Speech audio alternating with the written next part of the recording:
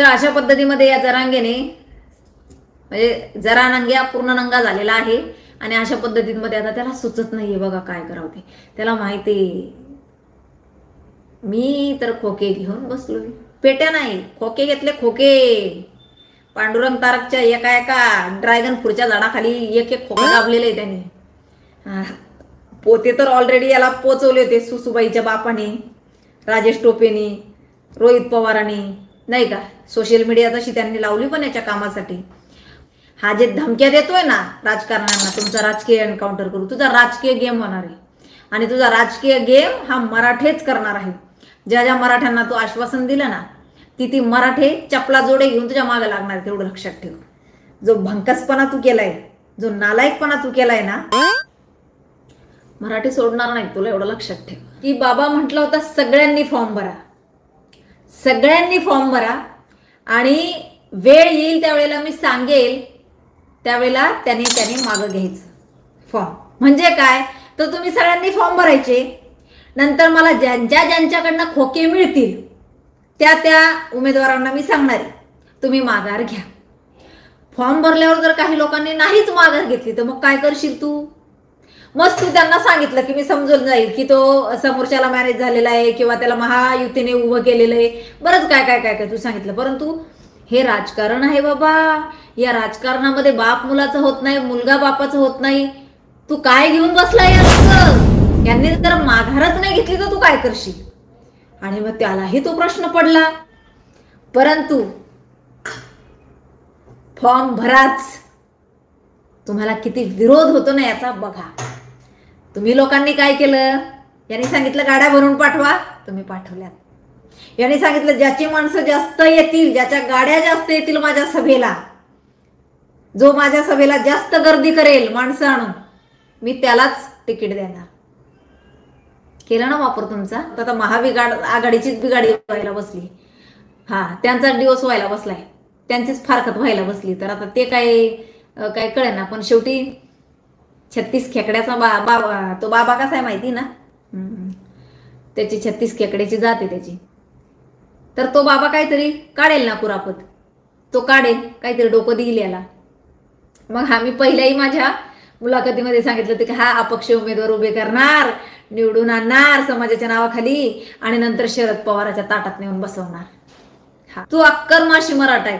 ते बघा एक म्हण असायची आपल्याकडं की हा अक्कड माशी मराठा आहे. अक्कर माशी का अक्कड माशी असं काहीतरी आहे, कुणाला माहिती येते. तो मराठा, अक्कर माशी मराठा, ती एक जाते बा अक्कर माशी मराठा. हा त्यातला आहे बरं का. हा ना शहाण्णकुळी आहे ना कुणबी. शहाण्णकुळी कुणबी फार जातीवंत मराठी आहेत, परंतु ती अक्करमाशी मराठा आहे ना ती वेगळीच जाती आणि त्या जातीचा हा आहे. मी जरा याची चौकशी केली तर याच्या गावातमध्ये किंवा याच्या काल कुठल्या तरी नातेवाईकांनीच मला सांगितलं होतं. तर ती वेगळीच असते अहो ती जात. ती वेगळीच असती, त्यांना दयामाया नसती, ते विचित्रच लोक असतात. ते लोकांना हा जे बोलतोय ना आमच्या पूर्वजांनी रक्त सांडलं, तुझ्या नाही रे, आमच्या. तुझे पूर्वज कुठं?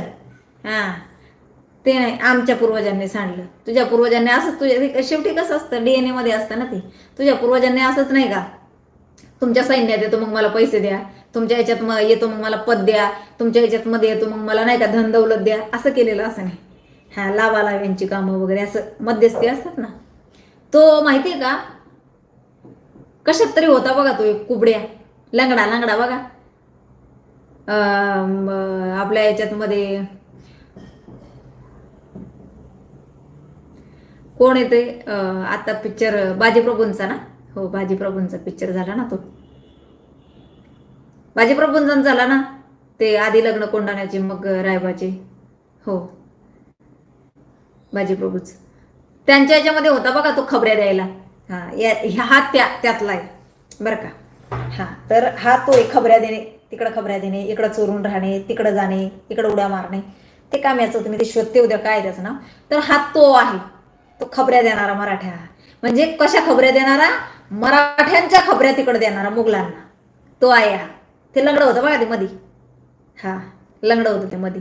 तर ते काम याचं नाही का, अक्करमाशी मराठा आहे हा. त्यामुळं त्याच्या हालचाली तशा आहेत. कारण काय माहिती का, खलिस्तान्यांना जाऊन भेटणं, राकेश टिकेतीला जाऊन भेटणं, म्हणजे हा हिंदू विरोधी संघटनांना जाऊन भेटतोय.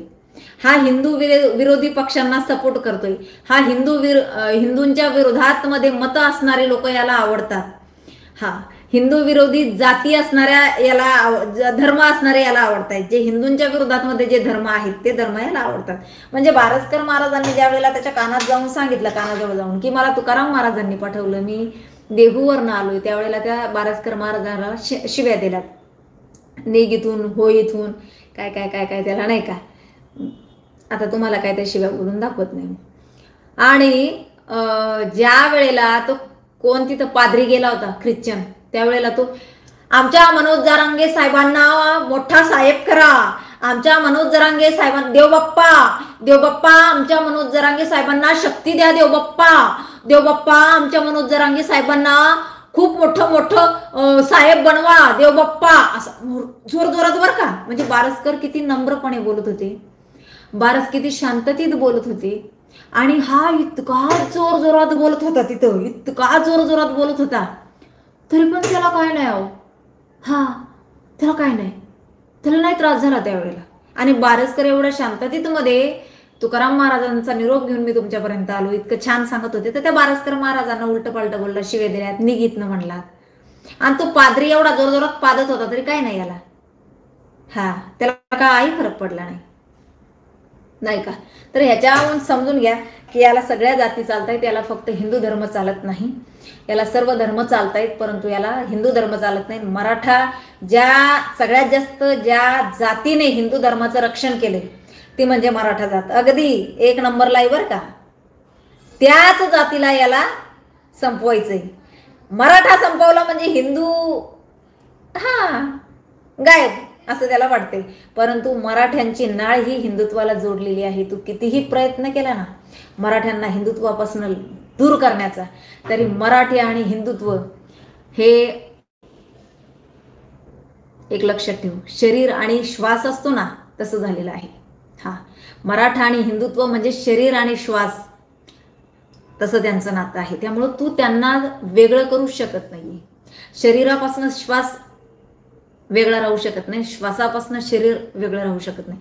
त्यामुळे तू कितीही प्रयत्न कर, कितीही कांड कर, मराठी धर्मापासून वेगळे होणार नाही. तुझा हा डाव फसल्याशिवाय राहणार नाही, तुझा डाव फसणार आहे. हा तुझा डाव मराठी फसवणार आहेत. अरे मराठी म्हणतात त्यांना, गनिमी कावा कसा करायचा ना तो त्यांनाच माहिती. हा तुझ्यासोबत जे काय आहेत ना मुगली मराठी, आम्ही त्यांचं नाही सांगू शकत बाबा, हा आम्ही नाही सांगू शकत. शेवटी पिसाळांच्या अवलादी नाही का, खोपड्यांच्या अवलादी, हा खंडोजी खोपडे, सूर्याजी पिसाळ, माहिती ना कसे त्यांच्या अवलादी. त्यांना कोण रे, त्यांनी छत्रपतींना सोडलं नाही. तर अशा पद्धतीमध्ये असतं माहिती का, आपण जे देऊ ना तेच मिळत असतं. हे कलियुग आहे, जे पेराल तेच उगेल, इथे करा आणि इथेच भरा. यांनी या एका वर्षात मध्ये जी काय हानी केली आहे ना समाजाची, महाराष्ट्राची, ती भरून निघण्यासाठी आपल्याला 50 वर्ष मागे जावं लागेल. आणि भयंकर हानी केली, जो जातीयवाद निर्माण केलाय. आज मी कुठली तरी क्लिप बघितली आहे, कुणीतरी म्हणजे ज्या बौद्ध बांधवांना, आपण जे भीमवाल्या बांधवांना ताटात घेऊन खायला लागलो होतो, आज त्यांनाच कुणीतरी हिनवलंय. राष्ट्रवादी काँग्रेसच्या कुठल्या तरी सचिन काहीतरी नाव आहे त्याचं, त्याने आणि त्याच्या विरोधात मध्ये आज आंबेडकरी भावांनी मोर्चा काढला होता, कुठेतरी आंदोलन केलं होतं. ते मला कोणीतरी क्लिप पाठवली.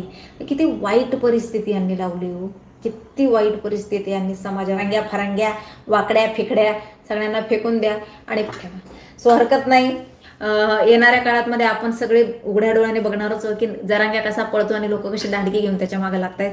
सो मी स्वामींना प्रार्थना करते की मला लवकर माझ्या उघड्या डोळ्याने ते बघू दे आणि लवकरच ते दिवस येतील. सो हरकत नाही. मस्त खा, स्वस्त राहा, जगा आणि जगू द्या. उद्या पुन्हा नवीन विषय घेऊन तुमच्या समोर येणार असतो. पण तुमचीच संगीता ताई.